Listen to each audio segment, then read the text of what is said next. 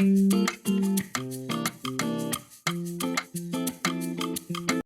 everyone and welcome back to SVTalks. I'm Jada, I'm Vickie. and today we'll be talking about third grade retention here in Tennessee. Recently, there was a law introduced that would retain third graders if they don't pass their TCAP or state mandated testing with a high enough score.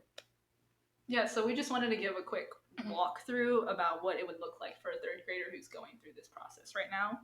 The law was started last year, but it's taking effect in the 2022-23 school year, which is this year. So we just wanted to kind of show y'all what it looks like for third graders in school right now.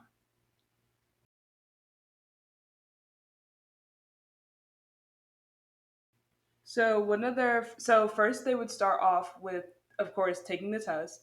As third graders, this is their first year taking a state mandated test like this. So first you start when you're taking state mandated tests here in Tennessee.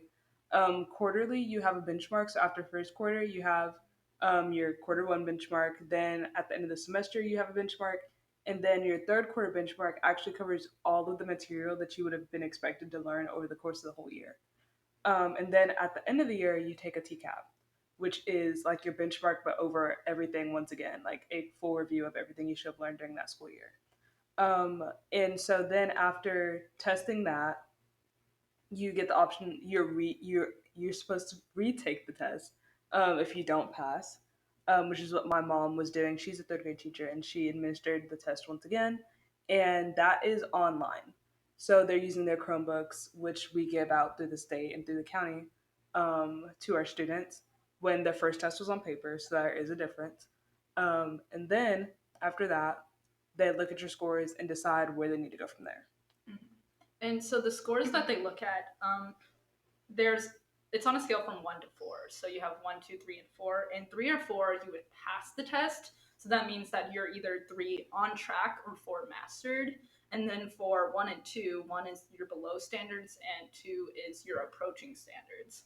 And so that's what they look at. And there's kind of different requirements depending on what number you are. So if you're a 1 and a 2, there's a difference between what you have to do afterwards.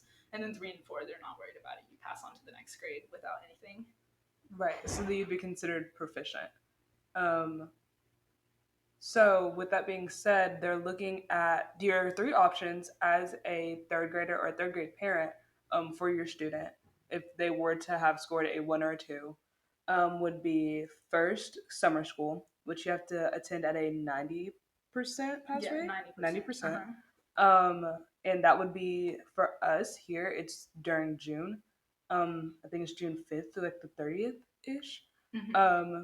And you'd have to have a 90% attendance rate to that, and you have to show some level of um, improvement. Mm-hmm. They call it, in quotes, adequate growth. Right, right. Which do they have any?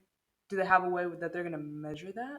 That's what people have been talking about. So from right now, at least, I don't know exactly what adequate growth means or Right. what they're looking at, but that's what they say they're going to be looking at. So Right. I'm sure they'll have some kind of like benchmark. I think there's some talk about how there's going to be a test at the end of summer That's what I school was to like thinking. see what you're like how you're doing and how you've improved. Right. Okay. Because that was one of the questions I personally had when looking at this. Mm-hmm. How are we measuring if summer school actually helped? So if you're not interested in summer school that doesn't fit your schedule, you can appeal to the state. Since this is a state mandated law, I'd assume that this would be you'd appeal to them and not Mm-hmm. your separate county. Um, and then there's also uh, they said tutoring. Mm-hmm. So I'm not sure. They haven't been very specific on what that would look like. I know in our county they were talking about 2 to 3 days a week, which would be as a fourth grader, you're going to this tutoring 2 to 3 days a week to help you, I guess, Mm-hmm. improve in these places while you're also learning more content, which seems really difficult to expect of a kid. Yeah. Um, so those are the three options that were given. And to clarify, the summer camp or the learning loss bridge camp that they call, you have to Right. go 5 days a week. It's kind of like regular school, and you have to go for 4 weeks, and it's 6 hours of daily programming. So it's basically like school Interesting. for a whole month. And like a lot of parents don't want to do that. Like they want to go on vacation, have fun with their kids during the summer, and so there's a lot of pushback. Like you don't really want to send your kid. And also the tutoring program, there's not super specifics on it, but from what I saw on the website, they were saying that the tutor must be specifically from a program called the Tennessee All Corps, the ALL Corps. And it's a 1 to 3 tutor student ratio with a maximum 1 to 4, One to depending on four. what they can get. And these tutors normally serve first through fifth graders, but in this case, the third graders would be going to the tutors. And they can get some funding for it. And the sessions are 30 to 45 minutes, and it's 2 to 3 sessions a week.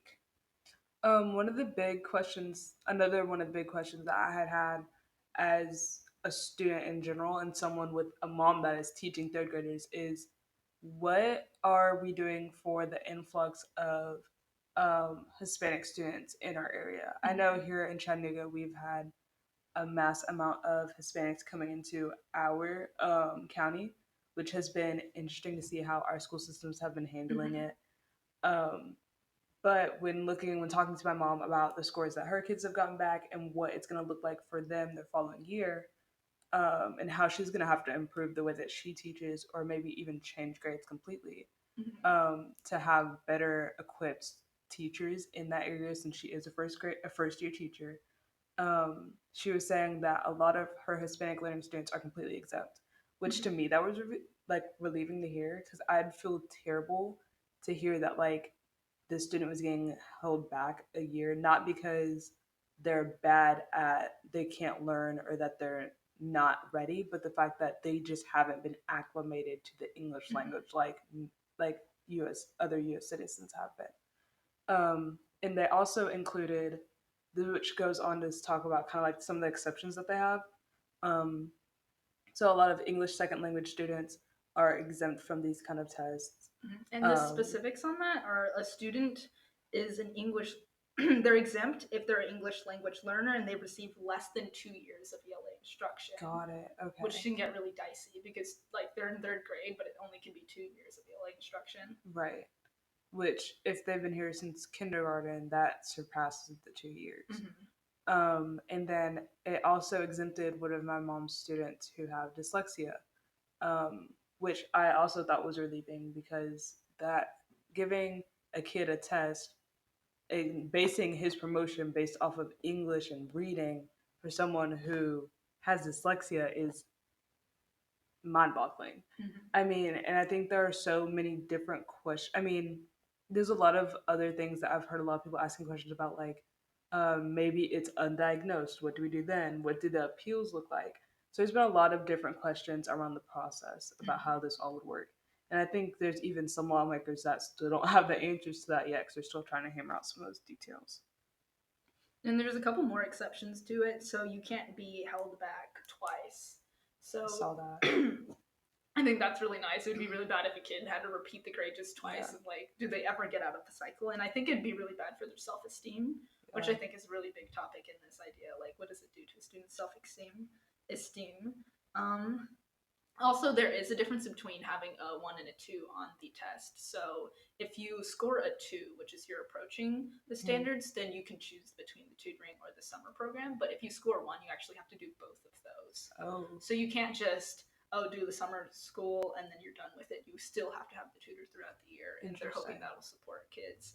And then also there's been some talk. So if you were you do go through the summer school and then you go through the tutoring and you go to the fourth grade instead of being held back, they look at your fourth grade TCAP scores at the end of the year. And if you don't do well on those, they still hold you back. And there's not a lot of Oh, specifics on that, but like that is something that could happen.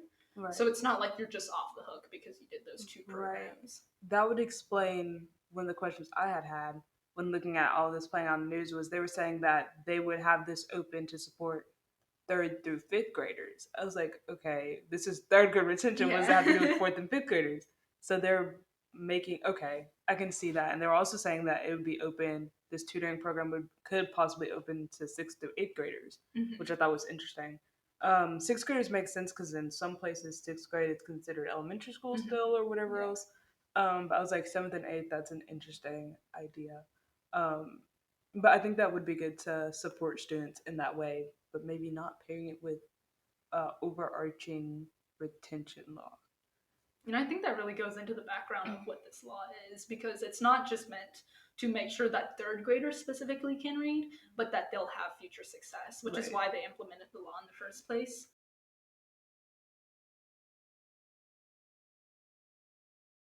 So they based it off of a study that showed that students' literacy rates in third grade is really important in Right. whether or not they'll graduate high school. And so the way they look at that is a third grader's literacy success will determine how they do when they start having reading heavy classes in middle school, so sixth, seventh, and eighth grade. Mm-hmm. And then if they do well in middle school, they have a good foundation for when they go to high school, and they have a little bit more freedom to actually be able to do all the readings that their high school requires and help them graduate 12th grade. Right. And I think that when looking at my peers, um, that definitely makes sense. I think that there's a lot of people that are saying that are opposing this that are also saying though that this seems very reactive to some extent.